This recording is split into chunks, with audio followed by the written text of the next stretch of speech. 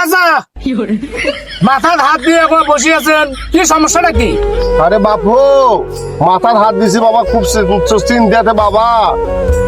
বীজ আলু লাগাইছি 50-60 টাকা কেজি। হ্যাঁ, এখন যত মানুষ আলু আবাদ করছে, এখন আলুর দাম যাবি না যাবি এই জন্য মাথায় হাত রে বাবু। এবার তো মনে করো যে অনেক টাকা লস হয়ে গেছে। হ্যাঁ, আমরা সামনে এবার কি বিরাট?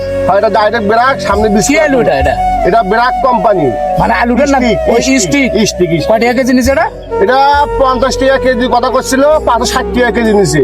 ওই সময় আলু পাওয়া যাচ্ছে না, এখন তো বীজ করা লাগবে সামনে আবাদ করার জন্য। পানি দাওছেন? হ্যাঁ, পানি পানি দিছি। ফিরে যাও করে না, বেশি কম বেশি কর না। না, খুব কম করে পানি দিচ্ছি। কম করে পানি দিবে, তাহলে আলুর আবারটা ভালো হবে। হ্যাঁ হ্যাঁ, দোষানো দিলে পরে গাছটা মোটা হয় আর তো। ইনশাল্লাহ এবার কিন্তু দাম বাড়ি বেশি, বাড়বি বাপু? ইনশাল্লাহ। কি কয়? হ্যাঁ, তাহলে তো মাথা হাত নয় রে, মাথা ধাতে আয় আল্লাহ। এবার দাম বাড়বে ইনশাল্লাহ, আল্লাহ রহমত। কোনো টেনশন করেন না। হ্যাঁ, দোয়া করো। 5 ওয়াক্ত নামাজ পড়েন, আল্লাহর কাছে দোয়া করেন। না না, দোয়া করবো তো সবাই আলু বেশি করে খায়। বেশি করে খায়।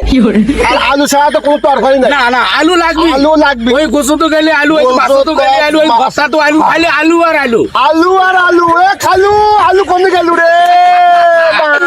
এই আলু বেশি করে খাও সবাই। আলু বেশি করে খাও আর দেশের আলু সব টান পড়াও। বিদেশ দান আলু না যায়।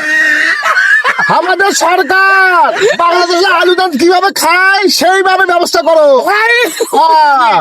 এই ভিডিও কিন্তু ভাইরাল হবে এটা। হ্যাঁ? ভাইরাল? হ্যাঁ। ভাইরাল? হ্যাঁ, ভাইরাল। আরে বাবু রে